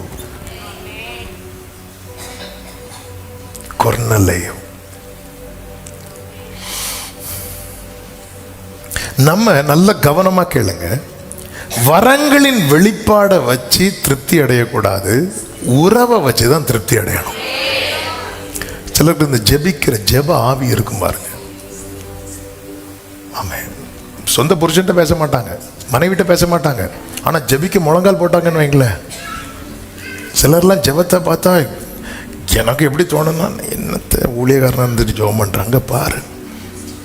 நாங்களாம் ஜெபம் பண்ணும்போது சிலர்லாம் சொல்லுவாங்க, பிரதர் நான் முழங்கால் போட்டேன்னா நைட்டு 12 மணி முழங்கால் போட்டால் காலையில் 4 மணிக்கு தான் பிரதர் எழும்புவேன். அப்படியா? ஆமென். ஒருத்தர் சொன்னார், நான் சேரில் உட்காந்துருக்கும் போது ஒருத்தர் வந்தார், பிரதர் உட்காருங்க. பாஸ்டர் நான் கீழே தான் உட்காருவேன். சரி உட்காருங்க பாஸ்டர். நானே முழங்காலே பைபிள் படித்து முடித்தேன். பிரதர் நீங்கள் மேலே இருங்க, நான் கீழே இருக்கேன். ஆமென். இதெல்லாம் தேவன் கொடுக்குற கிஃப்ட், கிருபை. சூப்பராக சொன்னீங்க. நிறைய கிஃப்ட், ஜெபா வரோம் அப்படி. சிலர்லாம் ஒரே இருப்பில் ஒரு பகுதி ஆதியாக முடிச்சிருவாங்க. இருப்பிலே அப்படி எல்லாத்தையும் அப்படி வாசித்து முடிப்பாங்க. 10 நாளில் 3 நாளில் பைபிள் படித்து முடிச்சிருக்காங்க. 3 டேஸில். ஆமாம். நான் அப்படி முடிச்சிட மாட்டேன். நமக்கெல்லாம் ஒரு வேர்டு ஸ்ட்ரைக் ஆகிட்டுனா அது 1 வாரம் ஓடிட்டே இருக்கும்ல. அதுக்கப்புறம் அதுக்கு அடுத்து ஓடாது. அது அப்படி ஒவ்வொருத்தரும் ஒவ்வொரு விதமாக டியூன் ஆகிருக்கும். ஆமாம். ஆனால் வசனம் சும்மா இருக்கும்போதெல்லாம் ஆண்டவர் படிக்க வைப்பார், பார்க்க வைப்பார். ட்ராவல்லாம் நிறைய கேட்க வைப்பார். ஃபுல்லாக அந்த வசனத்தோடையே இருக்க ஆண்டவர் கிருபையாக வச்சதுக்காக நான் ஆண்டவரை ஸ்தோத்திரிக்கிறேன். வசனம் ரொம்ப, வசனம்தான் பசியாற்றும் உணவு, பிரசனம்தான். ஆமென். இதை எப்படி பார்க்கனே தெரிலங்க. இது மட்டும் இல்லைன்னா எனக்கு உங்க முன்னாடி நிற்கிறேனா? இல்லை. ஒரு மனுஷனை எந்த குப்பையில் இருக்கிறவனையும் உயர்த்துகிறது கர்த்தருடைய வேதம். ஹல்லேலூயா. இதை மட்டும் உங்கள் வாழ்க்கையில் சேர்த்து வச்சிட்டீங்கன்னு வைங்களேன். ஆமாம், நீங்கள் தப்பிடுவீங்க. நீங்கள் எங்கே இருந்தாலும் வாழ்ந்துருவீங்க. உலகமே உங்களை தூக்கி எறிஞ்சாலும் நீங்கள் எழும்பி வந்து நிற்பீங்க. ஹல்லேலூயா. ஆமென். தேவனோடு சஞ்சரிக்கணும். ஆண்டவருக்கு மகிமை. ஆமாம், இந்த சஞ்சரிக்கிறதுங்கிறது உறவு. நான் வந்து 2 மணிக்கு ஜெபிக்கிறேன், 3 மணிக்கு, அதெல்லாம் ஆண்டவர் கொடுத்த கிருபை. அதெல்லாம் பண்ணக்கூடாதுன்னு இல்லை. உறவில் அதெல்லாம் ஒரு பார்ட்டு. இந்த உறவுங்கிறது என்ன தெரியுமா? ஹார்ட் டு ஹார்ட், இருதயமும். ஆண்டவர் தம்முடைய இருதயத்தை வந்து யார்கிட்ட ஓப்பன் பண்ணுறார் தெரியுமா? நோவாட்ட ஓப்பன் பண்ணுறார். நான் வேலைக்கு போகிறேன், நீ இப்படி இந்த அளவு இப்படி பண்ணுன்னு சொல்லி ஆலோசனை கிடைச்சாச்சு. இனி பண்ணதுக்கு இவனுக்கு என்ன தேவை தெரியுமா? ஆதரவு தேவை. இவனுக்கு ஆதரவு கிடைக்குது. நோவா ஒரு மனுஷன் நின்று பேழை கட்டியிருப்பான்னு நினைக்கிறீங்களா? இல்லை, மினிமம் அந்த மொத்த ஃபேமிலியும். ஆமாம், எல்லாரும். அப்போ ஒரு ஆதரவு கிடைக்குது. அடுத்து அனுகூலம் கிடைக்குது. என்ன அனுகூலம் கிடைக்குதுன்னா, எல்லாரும் நிந்தித்தார்கள், ஆனால் யாரும் வந்து இவன் பேழை கட்டதை தடுக்கல. பெரிய ஃபேவர் என்ன தெரியுமா? இவன் போய் காட்டில் போய் வேட்டையாடி ஒன்னையும் பிடிச்சிட்டு வரல. இவன் பேழை கட்டி முடிஞ்சதும் எல்லாம் ஜோடியா உள்ள வந்து, எங்க ரூம் நம்பர் எத்தனை? 302. போ. ஆமாம், சிங்கம் பக்கத்தில் தான் மான் இருக்கு, பேசாம இரு. அப்படி மான் இப்படி சிங்கத்தை பார்க்கும். சிங்கம், வா காட்டுக்கு, கொஞ்ச நாள் பேழையை விட்டு வெளியே வா, அதுவரை நான் என்ன பண்ண மாட்டேன். சில பார்த்துருக்கீங்களா? இன்னைக்கு திருவிருந்து நான் ஒன்றுமே, பேழைக்குள்ளே இருக்கிற சிங்கம். ஆமே, ஹல்லேலூயா. சில சொல்லும்போது, பாஸ்டர் நீங்கள் டெய்லி திருவிருந்து வச்சிங்கன்னா என் புருஷன் அடிக்க மாட்டார் பாஸ்டர். புருஷன் சொல்லுவார், நீங்கள் டெய்லி திருவிருந்து வச்சிங்கன்னா என் மனைவி காஃபியில் உப்பு போட மாட்டா பாஸ்டர், அன்னைக்கு மட்டும் நல்லா இருப்பா. ஆமே, ஒருத்தன் தேவனோடு சஞ்சரிக்கும் போது அந்த உயிரோட்டம்,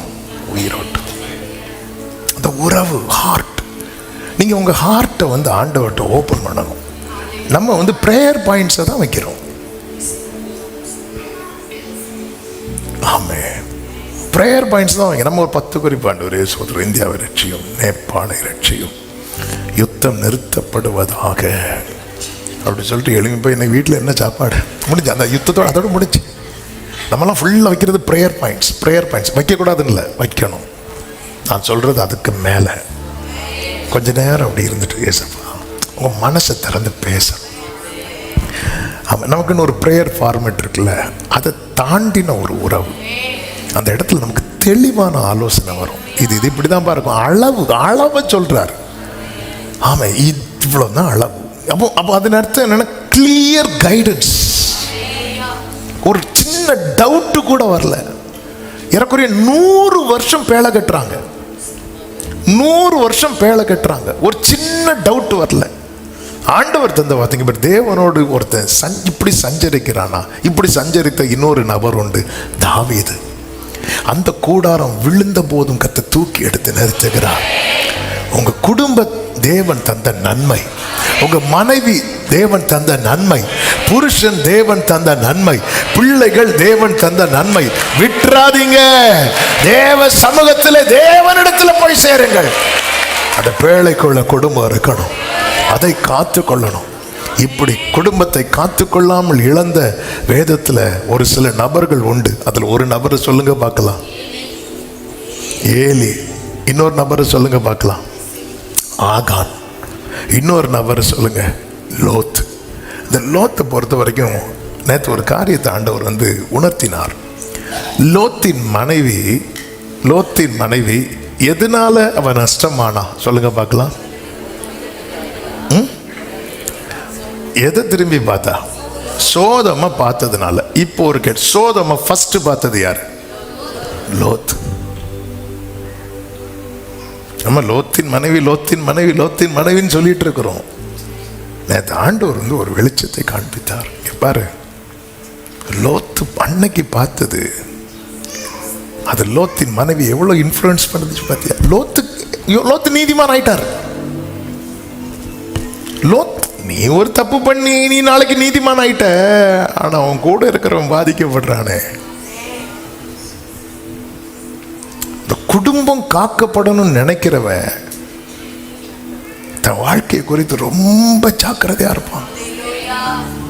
லோத்தை நீ கண்களை ஏறெடுத்து பார்த்து நீ பார்த்ததுனாலதான் உன் மனைவியும் பிள்ளைகளும் உன் கூட வந்தாங்க. இன்னைக்கு நீ நீதிமான் ஆயிட்ட. நாள்தோறும் வாதிக்கப்பட்ட போதும் தூதர்கள், தேவன் அனுப்பின தூதர்கள் சொல்றாங்க, நீ சோதமை விட்டு போன்னு சொல்லும் போது இவன் தாமதித்து கொண்டிருந்தான் பைபிள்ல இருக்கு. அதன் அர்த்தம் என்ன? இப்போ கண்ணால பார்க்கல, ஆனா மனசு அதை விட்டு பிரியல. ஆனாலும் வேற வழி இல்லைன்னு சொல்லிட்டு போகும்போது அவன் நினைக்கல நம்ம நேத்து தப்பு. நம்ம நிறைய குடும்பஸ்தர்கள் பண்ற தப்பு. ஆவியானவர் நம்ம ஒவ்வொருவருக்கும் நேசித்து அன்பு கூர்ந்து எச்சரிக்கிறார். சீக்கிரட்டா நம்ம செய்யற காரியம் நாளைக்கு நம்ம வெளியே வந்துடலாம் நினைக்கிறோம். ஒருவேளை வெளியே வந்துருவோம். ஆனா அந்த காரியத்திலிருந்து நம்ம குடும்பத்தினர் அதை பிடிச்சிட்டுன்னு வைங்கள, அவங்களும் நம்மள மாதிரி வெளியே வருவாங்களானா. ஆனா நம்ம குறை சொல்றது ஃபுல்லா யாரை சொல்லுவோம் தெரியுமா? லோத்தின் மனைவியை சொல்லிட்டு இருப்போம். நம்ம லோத்தின் மனைவி இந்த சோதோமை பார்க்கறதுக்கு காரணம் என்ன? லோத்தே, நீ ஒரு காலத்துல பார்த்ததுனால தானே நீ அழைத்து. ஆபிரகாம் கூட நீ பயணித்த போது அவங்களும் பயணித்து தான் வந்தாங்க. எல்லாமே நல்லா தான் போயிட்டு இருந்துச்சு. ஆனா உன் கண்களின் இச்சைக்கு நீ இடம் கொடுத்து இன்னைக்கு நீ நீதிமான் ஆயிட்ட. ஆனா பாதிக்கப்பட்டது மனைவி மட்டும் இல்ல, பிள்ளைகளும் பாதிக்கப்பட்டாங்க. சோதோமின் காரியம் அதாவது பிள்ளைகளை அது இல்லைன்னா அந்த பிள்ளைங்க தகப்பனிடத்திலே பிரவேசித்திருக்க மாட்டாங்க. ஆபிரகாம் கூட இருந்த யார் வாழ்க்கையிலும் இப்படி ஒரு சம்பவம் நடக்கவே இல்லை. அவன் தேவனோடு சஞ்சரித்து பேழையை கட்டணும். இன்னைக்கு ஆவியானவர் இந்த சத்தத்தை சமீபத்திலும் தூரத்திலும் இருந்து பார்க்கிற ஒவ்வொருவரையும் நேசித்து எச்சரித்து கொண்டிருக்கிறார். நம்ம நிறைய காரியத்திலிருந்து வெளியே வந்துருவோம். ஏன்னா நமக்கு அந்த அனுபவம் தெரியும். ஆபிரகாமோடு நடந்ததுனால அந்த அனுபவம் தெரியும். லோத்தின் மனைவிக்கு புதுசு. லோத்தின் பிள்ளைங்க வளர்ந்ததே எங்கதான் வளர்றாங்க தெரியுமா? சோதோம். அவங்களுக்கு இந்த எக்ஸ்பீரியன்ஸே கிடையாது.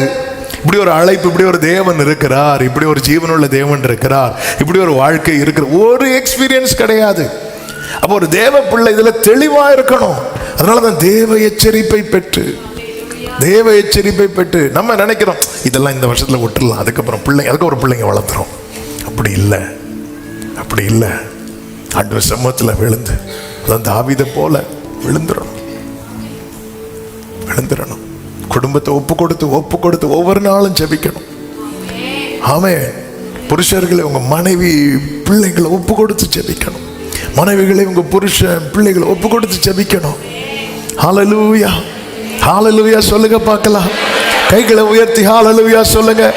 கர்த்தர் எனக்கு தந்த நன்மை என் குடும்பம் என்று சொல்லுகிறவர்கள் கைகளை உயர்த்தி ஹல்லேலூயா சொல்லுங்க. ஆமென். இது ஒரு பெரிய காரியம். இந்த வார்த்தை நம் ஒவ்வொருவருக்குள்ளும் தொனிக்கட்டும். ஒரு அந்தரங்க பாவத்துக்குள்ள போகும்போது உங்க குடும்பத்தை மட்டும் மனசுல வச்சுக்கோங்க. ஆகான் நினைக்கல இது நாளைக்கு என் குடும்பத்தையே பாதிக்கும்னு. நினைச்சிருந்தா அவன் தொட்டிருக்க மாட்டானே. எனக்கு தெரிந்த ஒரு சகோதரர், நான் சின்ன வயசுல இருக்கும்போது அவரை பார்த்துருக்கிறேன். அவர் ஒரு காலத்துல நல்ல குடி பழக்கத்துக்கு அடிமை. அவருக்கு குடிக்காம இருக்க முடியாது.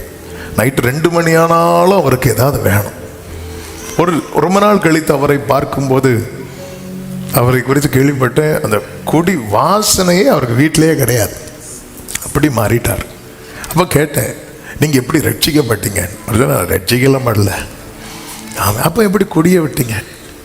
எனக்கு ஒரு பிள்ளை பிறந்ததும் பார்த்தேன், என் பிள்ளைக்கு அப்பா வேணும். நான் அப்போ குடித்த மாதிரி குடிச்சிருப்பேன்னா இன்னைக்கு நான் இல்லை. என் பிள்ளைக்காக நான் அதை வேண்டான்னு வச்சேன். இன்னைக்கு வர தொடலை அப்படிங்கிறார். குடும்பத்தை அவர் மைண்டுக்குள்ள கொண்டு வந்ததும் குடும்பத்தை தலைமுறையை பாருங்க. தலைமுறையை மனசுல வச்சிருக்கிறவன் தகாத உறவுக்குள்ளே போக மாட்டான். தகாதவர்களுக்குள்ளே போக மாட்டாங்க. ஆமே. புருஷனை விட இன்னொரு நபரை கொண்டாடுறது, மனைவியை விட இன்னொரு நபரை கொண்டாடுறது. நீ என்ன ஃபுல்லா எரிஞ்சு விழுற. அவ எப்படி என்ன பேசுறா தெரியுமா? அவ எப்படி கூப்பிடுறா தெரியுமா? அவ போன்ல என்ன எப்படி சேவ் பண்ணி வச்சிருக்கா தெரியுமா? எனக்கு இதெல்லாம் நீங்களும் இருக்கிறீங்களே, எப்போ என்ன புரிஞ்சிக்கவே இல்லை. அவங்க என்னுடைய எல்லாவற்றையும் பாராட்டுறாங்க தெரியுமா? அப்படி சொல்றாங்க, இப்படி சொல்றாங்க. அவங்க பேசுறதே எனக்கு இன்பமா இருக்கிறது. இப்படி சொல்லி அதாவது என் புருஷன் கிட்ட கிடைக்காதது அவங்க கிட்ட கிடைக்குது, என் மனைவி கிட்ட கிடைக்காதது இவங்க கிட்ட கிடைக்கிறது. இப்படி போறவங்க எல்லாம் மூழ்குகிற பேழையை கட்டி கொண்டிருக்கிறார்கள். மூழ்குகிற பேழை. பார்த்தா அவங்க ஜெபம் என்ன, அவங்க ஆராதனை என்ன, அவங்க துதி என்ன, ஆனா வெள்ளம் வரும்போது அந்த பேழை மூழ்கும். ஆனால் தேவனோடு உண்மையிலே சஞ்சரிக்கிறவன் எத்தனை பெருவெள்ளம் வந்தாலும் உடா கரபா ஹந்தரபா ரீகரபா. ஆமென், ஆமென், ஆமென். லோத்தே, நீங்க நீதிமான் தான் லோத்தே. ஆனா நீங்க தானே தொடங்கி வச்சீங்க. இன்னைக்கு எல்லாரும் லோத்தை ரொம்ப நல்லவனாகவும் லோத்தை மனைவியை கெட்டவனாகவும் பார்க்கறதுக்கு காரணமே லோத்தை நீங்க எடுத்தது தானே. ஹல்லேலூயா, ஹல்லேலூயா. குடும்பம் எனும் நன்மை. 2 காரியத்தை சொல்றேன். 4வது ஸ்தானம், தேவன் நமக்கு தருகிற ஸ்தானம், பொசிஷன் அல்லது அழைப்பு அல்லது ரெஸ்பான்சிபிலிட்டி, பொறுப்பு. தேவன் நம்ம ஒவ்வொருவருக்கென்று ஒவ்வொரு நிலை ஏற்படுத்தி வைத்திருக்கிறார். அதை காத்து கொள்ளணும். 2 பேரை வேதத்தில் பார்க்கும்போது, இன்னொரு 5 நிமிஷத்தில் நான் முடிக்கிறேன். ஒருவன் சவுல், இன்னொருவன் தாவீது. ஒருவனுக்கு 2 பேரையும் உயர்த்தி தான் வைத்தார். ஆனால் அந்த உயர்வில் யாரால நிற்க முடியல தெரியுமா? சவுலால நிற்க முடியல. உயர்வில் யாருக்கு நிற்க முடிந்தது தெரியுமா? தாவீதுக்கு நிற்க முடிந்தது. அதை அடுத்த தலைமுறைக்கு கைமாற முடிந்தது. இது ரொம்ப முக்கியம். ஸ்தானம் ரொம்ப முக்கியம். ஏன் சவுலுக்கு நிற்க முடியல, தாவீதுக்கு ஏன் நிற்க முடிந்தது? நீங்கள் எழுதுறவங்க அப்படி 2ஆ போட்டு ஒரு டேபிள் மாதிரி போட்டு எழுதிட்டீங்கன்னா நான் குயிக்காக சொல்லிடுறேன். 1, சவுல் கீழ்ப்படியவில்லை, தாவீது கீழ்ப்படிந்தான். சவுல் ஜனங்களுக்கு பயந்தான், தாவீது தேவனுக்கு பயந்தான். சவுல் ஆரம்பத்தை மறந்தான். 1 சாமுவேல் 15:17. ஆரம்பத்தை மறந்தான். தாவீது எப்பொழுதும் நினைவு கூர்ந்தான். கைகளை உயர்த்தி ஒரு ஆவேன்னு சொல்லுங்க பார்க்கலாம். தாவீதனோடு எப்பொழுதும். 4, சவுல் தான் செய்த தவறை நியாயப்படுத்தினான். சாமுவேல் வந்து கேட்கிறார், ஏன் உன்னை எல்லாத்தையும் அழிச்சிட்டு தானே வர சொன்னார், எது கொண்டு வந்த? அது ஜனங்க தான் இப்படி சொன்னாங்க. அப்படி தான் செய்த தவறை நியாயப்படுத்தினார். ஆனால் தாவீதோ உடைந்து மனம் திரும்பி மன்னிப்பை கேட்டான். அதன் அடையாளம் தான் சங்கீதம் 51. சவுல் அபிஷேகத்தை மதிக்கவில்லை. அவன் தீர்க்கதரிசிகளை எல்லாம் கொன்று போட்டான். அதன் அர்த்தம் என்ன? ஆலோசனை அவன் ஏற்கவில்லை, அபிஷேகத்தை மதிக்கவில்லை. தாவீதோ அபிஷேகத்தை மதித்தான். அதன் அடையாளம் சவுலை விட்டு அபிஷேகம் ஆவியானவர் என்ன பண்ணிட்டாரு? ஆனாலும் அவன் அபிஷேகிக்கப்பட்டவன். அதனால அவனுக்கு விரோதமா நான் என்ன செய்யக்கூடாது? கை நீட்டக்கூடாது. அபிஷேகத்தை மதித்தான். சவுலால் தன் ஸ்தானத்தை வைக்க முடியவில்லை, காக்க முடியவில்லை. எல்லாம் இழந்து அபிஷேகிக்கப்படாதவன் போல மரித்தான். ராஜ்யம் பறிக்கப்பட்டது. அவன் தலைமுறை எப்படி வந்துட்டுன்னா, யாராவது மேவிபோசேத் சொல்லும் ஒரு வார்த்தை உண்டு, என்ன தெரியுமா? செத்த நாயை போல இருக்கிற. எப்படி இருக்க வேண்டியவங்க ஸ்தானத்தை காக்கவில்லை. ஆனால் தாவீது ஸ்தானத்தை காத்தான். அதனாலதான் தாவீதுக்கு அணையாத ஒரு விளக்கை கர்த்தர் எரிய பண்ணி கொண்டே இருக்கிறார். அவன் கொம்பு உயர்த்தப்படும். தேவன் நமக்கு தருகிற ஸ்தானங்கள் உண்டு.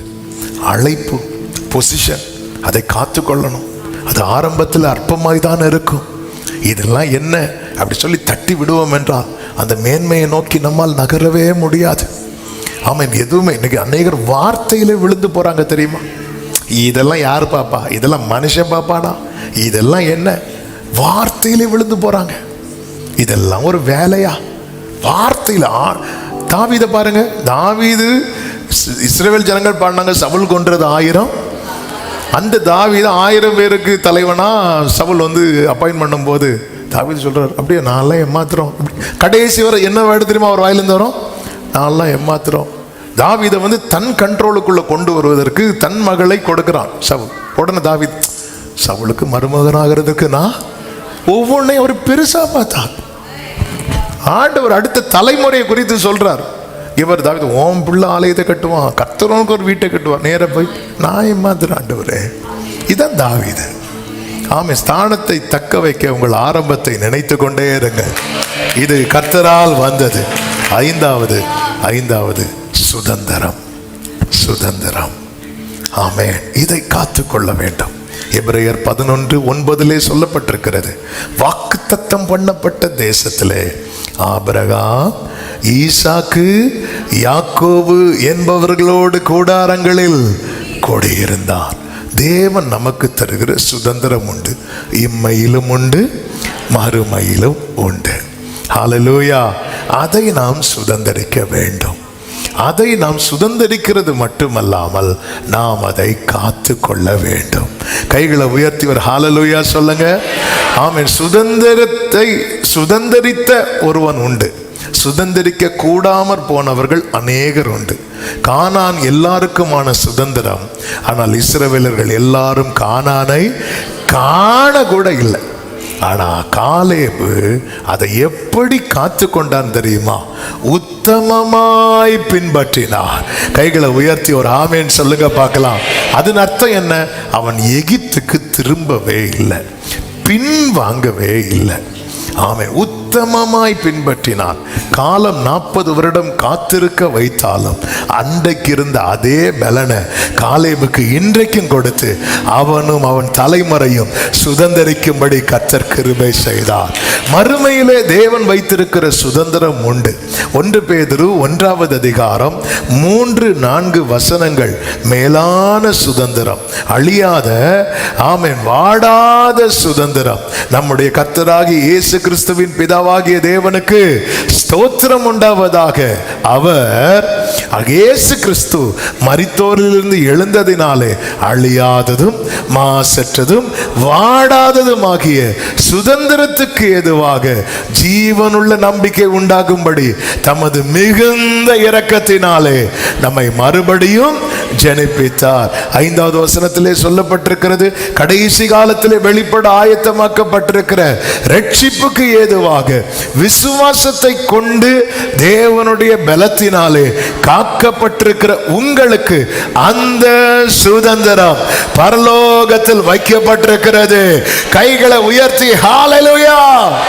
இந்த சுதந்திரம் காக்கப்படணும்னா நான் ஓடி முடிக்கணும்னா எபிரேயர் 12:1. இந்த எபிரேயர் 12:1 நீங்க மனப்பாடம் பண்ணி வைக்கணும்.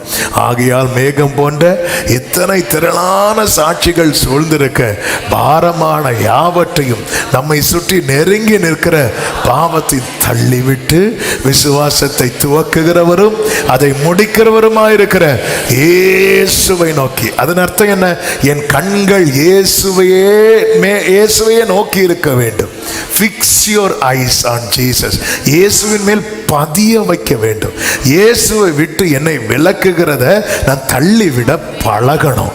ஆமென். அப்படின்னு நான் என் சுதந்திரத்தை காக்கிறேன் என்று அர்த்தம். நேர்த்தியான இடங்களில் எனக்கு பங்குண்டு, சிறப்பான சுதந்திரம். இதை சொல்ல காரணம் என்ன? காரணம் என்ன தெரியுமா? கர்த்தரை நான் எப்பொழுதும், சங்கீதம் 16 இப்ப நான் சொல்லிக் கொண்டிருக்கிறேன், எனக்கு முன்பாக எப்பொழுதுமே அப்படின்னா நம்முடைய சுதந்திரம் காக்கப்படும். ஆமே. தேவன் தந்த விசேஷித்த நன்மைகள். ஆமே. நம்முடைய ஆத்தும மீட்பு. ஆமே. விசுவாசம், அடுத்து குடும்பம், அடுத்து ஸ்தானம், அடுத்து சுதந்திரம். இதை இழந்துடக்கூடாது. காத்து கொள்ள கிருபையை கேட்போம். கர்த்தர் உங்களை ஆசீர்வதிப்பார். எல்லாரும் கண்களை மூடி ஒரு 2 நிமிஷம். ஆமென். எழும்பி நிற்க முடிஞ்சால் எழும்பி நிற்கலாம், இல்லை உட்கார்றவங்க அப்படியே உட்காந்துக்கோங்க. முழங்கால் போட முடிஞ்சால் முழங்கால் போடுங்க. ஆமென். ஒரு 2 நிமிஷம். ஆமென். கைகளை உயர்த்தி, வலது கரத்தை உயர்த்தி இடது கரத்தை இருதயத்தில் வைத்து, ஆமென். ஹல்லேலூயா, ஹல்லேலூயா. ஆண்டவர்கிட்ட இந்த 5 சொல்லி, நீங்க எனக்கு தந்த அந்த விலையேற பெற்ற ஆத்மாவுக்காய் ஸ்தோத்திரம். இந்த வசனத்துக்குள்ளிருந்து காத்துக்கொள்ள எனக்கு கிருபை தாங்க ஆண்டவரே, கிருபை தாங்க ஆண்டவரே. வசனத்துக்குள்ளே இருந்து காத்துக்கொள்ள எனக்கு கிருபை தருவீராக. ஹல்லேலூயா, ஹல்லேலூயா, ஹல்லேலூயா. காத்துக்கொள்ள கிருபை தாருமே, காத்துக்கொள்ள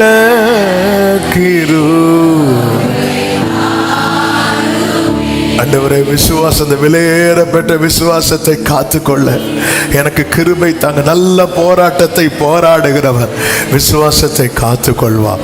நல்ல போராட்டத்தை போராடுகிறவர். ஆமென். ஆண்டவர், இந்த விசுவாசம் மற்ற சந்ததியா நான் இருக்கவே கூடாதப்பா. விசுவாசம் குறையும் போதெல்லாம் உங்க வசனத்தினால மீண்டும் அனல் பற்றி எரியத்தக்க எனக்கு கிருபை தருவீராக, எனக்கு கிருபை தருவீராக, எனக்கு கிருபை தருவீராக. ஆமென். அப்படியே கைகளை உயர்த்தி குடும்பத்தை ஆமென். ஆண்டவரே, லோத்தை போல மூழ்கிற பேழையை கட்டக்கூடாதுப்பா. நோவாவை போல மூழ்காத பேழையை கட்டுகிறவனா. எல்லாரும் உண்மையா உங்க புருஷனை, உங்க மனைவிய, உங்க பிள்ளைகளை ஒப்பு கொடுத்து இயேசுவின் நாமத்துல ஆகார், ஆமென், ராகாப் மூழ்காத பேழையை கட்டுனா பாருங்க. ஆமென். மூழ்காத பேழை இயேசுவின் நாமத்துல ஆண்டவரே காத்துக் கொள்வீராக. ஒரு வெள்ளம் வரும்போது லோத்து மட்டும் நீ இருந்து என்னத்துக்கு லோத்து? உன் மனைவி எங்க? உன் பிள்ளைங்க வாழ்க்கை எப்படி ஆயிட்டு? ஆமென். எப்படி ஆயிட்டு? இப்படி ஒரு நிலைமை வரக்கூடாதப்பா. நோவாவை போல ஒரு மூழ்காத பேழை இயேசுவின் நாமத்திலே அந்த எச்சரிப்பின் சத்தம் எங்களுக்குள்ளே தொனிக்கப்படுவதாக. காத்துக்கொள்ள கிருபை. அப்படியே கைகளை உயர்த்தி, தேவன் தந்த ஸ்தானம், தேவன் தந்த உயர்வு, தேவன் தந்த மகிமை, தேவன் தந்த அழைப்பு, ஆண்டவரை இதை இழந்து போயிடக்கூடாது. சவுல போல இழந்துடக்கூடாது. தாவீதை போல ஸ்திரப்படணும். தாவீது நாளுக்கு நாள் ஆமென் பலப்பட்டார், ஸ்திரப்படணும். ஆண்டவர், எனக்கு அநேக நன்மைகளை இழந்திருக்கிறோம்பா. திரும்ப எடுப்பித்து கட்ட கிருபை தருவீராக. திரும்ப எடுப்பித்து நிறுத்த கிருபை தருவீராக. இழந்து போகாதபடிக்கு நீர் தந்த உயர்வு, நீர் தந்த மேன்மை, நீர் தந்த ஸ்தானம் இது இழக்காதபடிக்கு கர்த்தாவே காத்துக்கொள்ள கிருபை தருவீராக. அப்படியே கைகளை உயர்த்தி, தேவன் தந்த சுதந்திரம், இம்மையிலே வைத்திருக்கிற கானான், மறுமையிலே வைத்திருக்கிற நித்திய ஜீவன். ஆமென். ஏலிமும் உண்டு, கானானும் உண்டு. இம்மையிலும் சுதந்திரம் உண்டு, மறுமையிலும் நித்திய ஜீவன் உண்டு. ஆண்டவரே, காலைவை போல சுதந்திரிக்க கர்த்தர் கிருபை செய்வீராக. உத்தமமாய் உம்மை பின்பற்ற, பின்வாங்காதிருக்க, திசை மாறாதிருக்க, உம்மை விட்டு பார்வை விலகாதிருக்க கர்த்தர் எங்களுக்கு அனுக்கிரகம் செய்வீராக. கிருபை உண்டாகட்டும். நிர்மூலமாகாதது நிற்பது கிருபை, நிர்மூலமாகாதது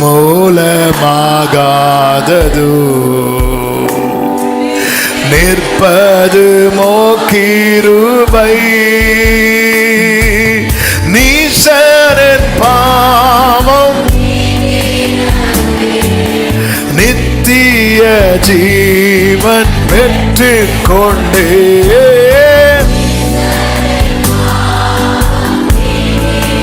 ஆமென். நித்திய.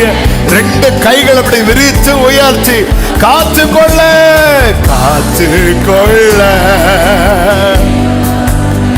ஒரு விஷயம் கூட கைகளை உயர்த்தி காத்துக்கொள்ள.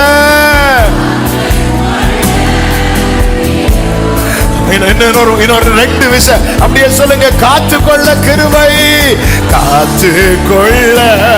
அப்பா, ஆத்துமா, ஆண்டவர், விசுவாசம், குடும்பம், ஸ்தானம், சுதந்திரம், காத்துக்கொள்ள. ஆமே. நல்ல கரங்களை தட்டி முழு பலத்தோடு Thank you Holy Spirit. நன்றி பரிசுத்த ஆவியானவரே, நன்றி பரிசுத்த ஆவியானவரே. ஆமென், ஆமென். பரிசுத்த பிதாவே, நல்ல தகப்பனே, நன்றி நிறைந்த இருதயத்தோடு துதிக்கிறோம். திட்டமும் தெளிமா இந்த நாளில் எங்களோடு பேசி உணர்த்தின கிருபைகளுக்காக நன்றி அப்பா. நோவாவை போல, ஆண்டவரே, தாவீதை போல, கொர்நேலியுவை போல நாங்கள் காத்து கொள்ள எங்களுக்கு கிருபை தருவீராக. நீர் எங்களுக்கு தந்த நன்மை விலையேற பெற்றது, விலையேற பெற்றது, விலையேற பெற்றது. இது மனுஷனால் உண்டானது அல்ல. ஆண்டவர், நீங்க எங்களுக்கு தந்த ரட்சிப்புக்காய் ஸ்தோத்திரம். எங்களுக்குள்ளே துவக்கின விசுவாசத்துக்காய் ஸ்தோத்திரம். நீர் தந்த குடும்பத்துக்காக ஸ்தோத்திரம். நீர் தந்த ஸ்தானங்களுக்காக ஸ்தோத்திரம். நீர் தந்த சுதந்திரத்துக்காக ஸ்தோத்திரம். இதை காத்துக்கொள்ள கிருபை தார். சுதந்திரிக்க பண்ணும். ஒவ்வொருவரையும் ஆட்கொள்ளும். சமாதானத்தோட அனுப்பி சாட்சியாய் கொண்டு வாரும். எல்லா மகிமை கனம் உமக்கு செலுத்துகிறோம் இரட்சகர் இயேசுவின் நாமத்தில் பிதாவே, ஆமென். சேர்ந்து சத்தமாய் சொல்லுவோம். என் ஆத்துமாவே கர்த்தரை ஸ்தோத்திரி, முழுள்ளமே அவருடைய பரிசுநாமத்தை ஸ்தோத்திரி. என் ஆத்துமாவே கர்த்தரை ஸ்தோத்திரி, கர்த்தர் செய்த சகல உபகாரங்களை மறவாதே. ஆமென். நம்முடைய கர்த்தராகிய இயேசு கிறிஸ்துவின் கிருபையும் பிதாவாகிய தேவனுடைய அன்பும் பரிசுத்த ஆவியானவருடைய ஐக்கியமும் சிநேகமும் பாதுகாவலும் நம் அனைவரோடும் எல்லா பரிசுத்தவான்களோடும் கர்த்தருடைய வருகை மட்டும் தங்கியிருப்பதாக. ஆமென். Hallelujah. Amen. God bless you.